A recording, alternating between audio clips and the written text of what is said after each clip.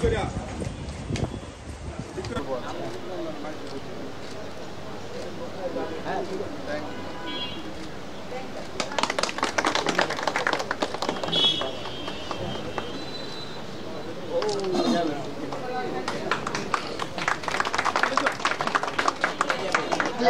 है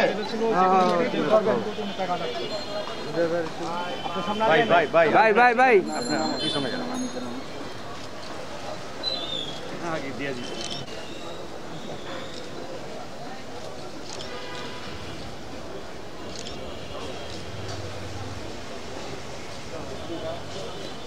2 বছর পরেই দেখা যাবে যে নারায়ণগঞ্জের শহরে যে সবুজের যে ছোঁয়া 2 বছর পরে বোঝা যাবে।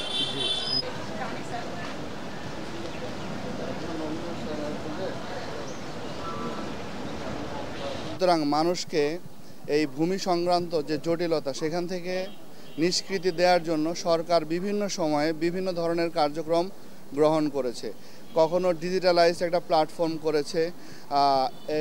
এরকম একটি পদক্ষেপ হচ্ছে এই ভূমি সেবা কেন্দ্র, যাতে যারা ভূমি সেবা নিতে আসবে তারা যেন কোনোভাবেই প্রতারণার শিকার না হয় এবং তাদের কাছ থেকে যেন অধিক অর্থ কেউ হাতিয়ে না নেয়, অথবা তাদেরকে যেন কোনো ভুয়া দলিল দিয়ে তাদের যেন সময় ক্ষেপণ বা বিভিন্ন ধরনের প্রতারণার কোনো আশ্রয়ে না পড়ে, সেই বিষয়টিকে কেন্দ্র করে আমাদের এই নারায়ণগঞ্জ জেলায় আমরা প্রাথমিকভাবে 9টি ভূমি সেবা কেন্দ্রকে আমরা অনুমোদন দিয়েছি এবং এখানে যারা অনুমোদন পেয়েছে তারা এই ভূমি সংক্রান্ত কাজগুলো তারা এক্সপার্ট।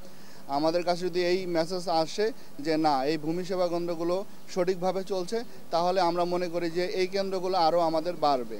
আর আবারও যদি দেখি যে না এই সেবা কেন্দ্রগুলো থেকেও আমরা আবারও সেই প্রতারণার যে আমাদের যে উদ্দেশ্য নিয়ে করা, সেটি যদি উদ্দেশ্য সফল না হয় তাহলে আমাদেরকে আবার সেক্ষেত্রে অন্য পথে আমাদের যেতে হবে।